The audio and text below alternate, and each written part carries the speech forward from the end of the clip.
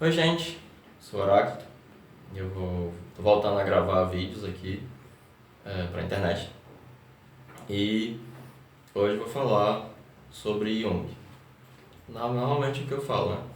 Você também já faz sobre psicanálise. De qualquer sorte, eu havia feito um vídeo sobre dicas para entender Jung, só que eu não gostei muito.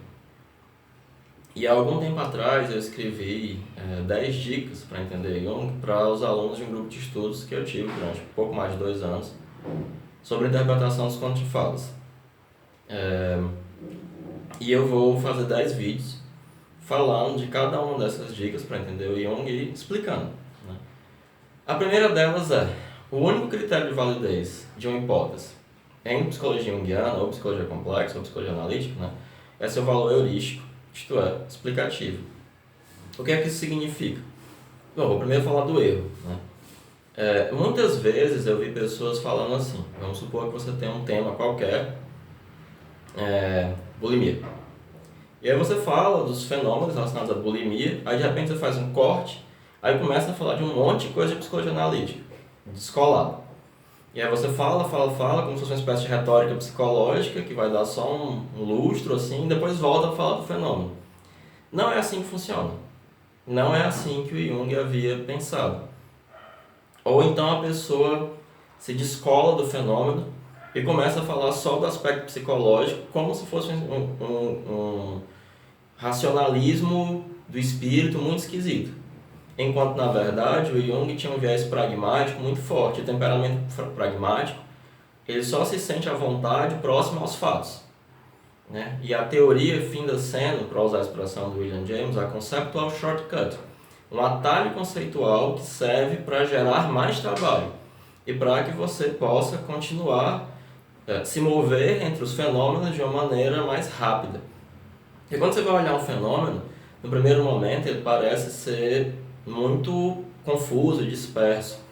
E a teoria ela tem essa vantagem, de uma certa medida, organizar os fenômenos para que você possa se mover entre eles e de um fenômeno para o outro com maior tranquilidade e velocidade. O que acontece? O que é um valor heurístico, um valor explicativo? É quando você observa um fenômeno de uma perspectiva empírico-descritiva, fenomenológica, como Jung queria, sem estar sobrecarregado de pressupostos teóricos, mas em um determinado momento em que você vai interpretar esse fenômeno. E ao interpretar esse fenômeno, para usar a expressão do Clifford Geertz, que é um antropólogo que propôs uma antropologia hermenêutica, que eu gosto muito, você não vai reduzir o fenômeno a uma explicação. Você vai sair de um dado complexo desconhecido para um fenômeno complexo, porém conhecido. Eu vou citar um exemplo bem besta. Você está atendendo alguém, e aí você faz uma pergunta sobre alguma coisa. Sim, mas no sonho você sonhou com um cachorro Doberman. E aí a pessoa interrompe o que está falando, ela arregala os olhos, entreabre a boca e demora a responder, mais do que ela estava demorando a falar. E ela gagueja e você percebe que o pensamento dela ficou mais entrecortado e lento e não está mais funcionando como estava antes. A teoria dos complexos, ela vai lhe dizer que provavelmente aquela imagem ou aquela palavra constelou um complexo. E um complexo inconsciente, ao ser constelado, um complexo ideoafetivo, ele vai fazer justamente isso. Ele vai retardar o tempo de reação, tudo isso sem que a pessoa perceba.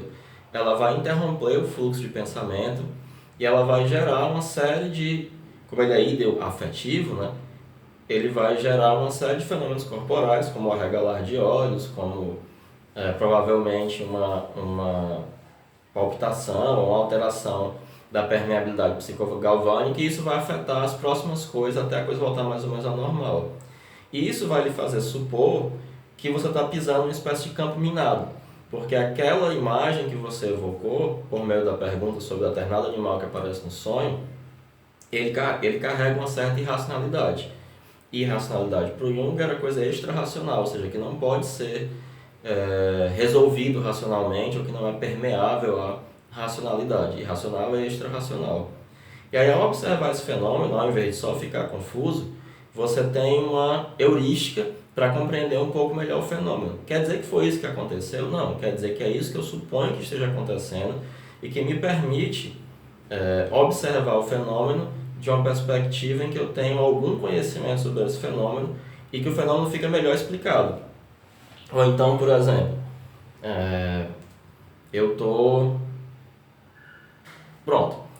eu fiz uma interpretação do mito de Perseu e eu achava muito estranho o fato dele matar todo mundo, mas quando chegava nas greias, ele não as matava.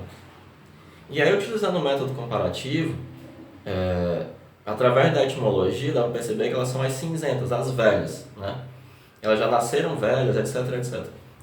Mas aí, estudando uma história de Thor, para usar um paralelo, né, para amplificar, e amplificar significa alargar um tema por meio da junção de numerosas versões análogas, tem um momento que Thor vai até Jotunheim e ele senta-se à mesa de um gigante Skrymir, que é um gigante de pedra, e ele diz que para sentar à mesa precisa de vários testes. E um deles era uma disputa de glima, né, de luta livre, com uma velha.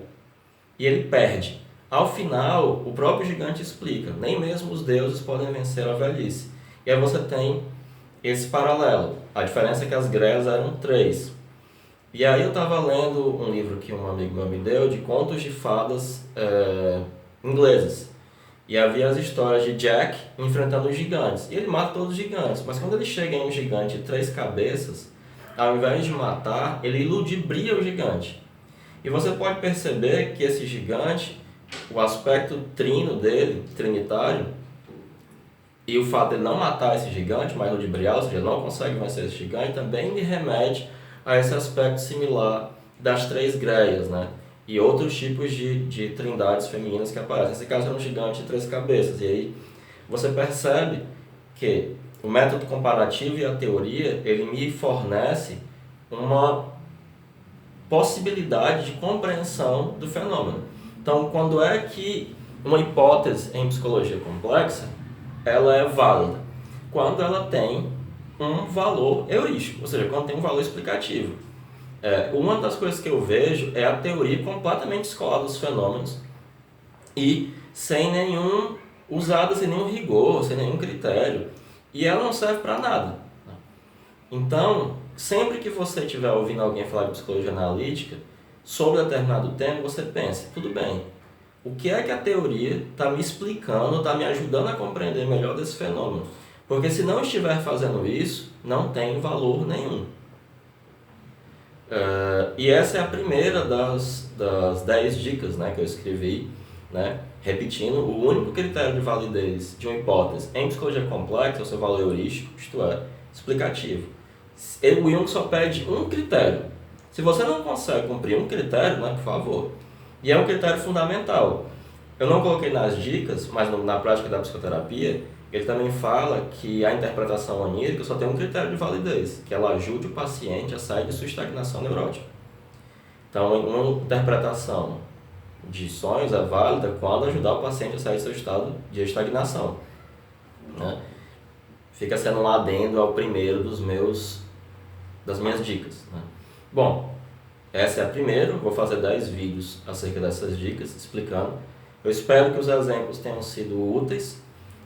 Se vocês tiverem algum comentário, alguma pergunta, podem colocar nos comentários. E se vocês curtirem, derem um joinha, vai ser muito bom.